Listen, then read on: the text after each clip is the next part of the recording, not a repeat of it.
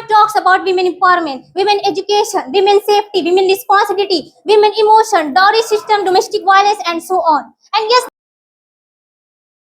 Article 14 of the Indian Constitution ensures equality before the law and equal protection to all citizens without any discrimination. This article gives right every Indian the right to be treated equally under the law. Good evening, dear audience and my respected mentors. This is me, Adiba Ghazal. Before I begin, I would like to express my heartfelt thanks to my Honorable Atik sir and Vaishnavi ma'am for having me this wonderful opportunity to express my thought with you all. Thank you so much, sir, and thank you so much, ma'am. So, well, guys, as you know that there are various social issues, no doubt, but one of them which is always been ignored, and that is equality. In today's world, it's important to empower a women and fight for their rights. Dear audience, maybe you would be thinking that I'm gonna speak about women empowerment, right? But no, not at all.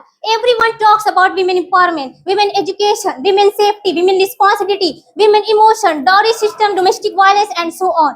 And yes, that's important, but sometimes in the effort to uplift a women, we ignore the struggles that men also face. If equality means fairness for everyone, then why do we forget about men? Why we don't talk about their problems like emotional pain and societal pressure to be strong or being judged when they open up? Isn't it concerning, guys?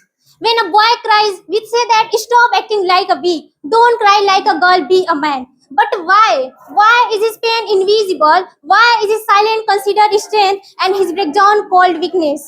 Don't they have feelings? Are they robots? No, not at all. They also have feelings. They also have emotion. A man who always take care of his family and he is always expected to earn money, and if he doesn't, he is insulted. So sad. This is the harsh reality of our society. I agree they are responsible and they struggle for that, but even then we just say that you are doing nothing, you are a loser, you are a failure.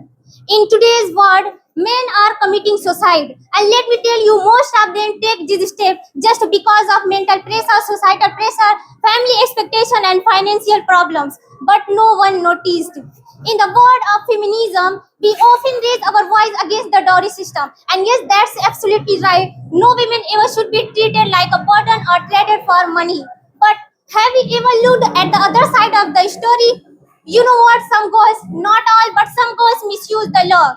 They file false complaints and they trap innocent men. And they ask for divorce only for alimony. These false allegations don't just ruin their careers but destroy reputation, breaks families, and even push someone into depression. Dear audience, I would like to end my speech with this last point, and mind my point, this line is very important. Not every boys are wrong and not every girls are innocent.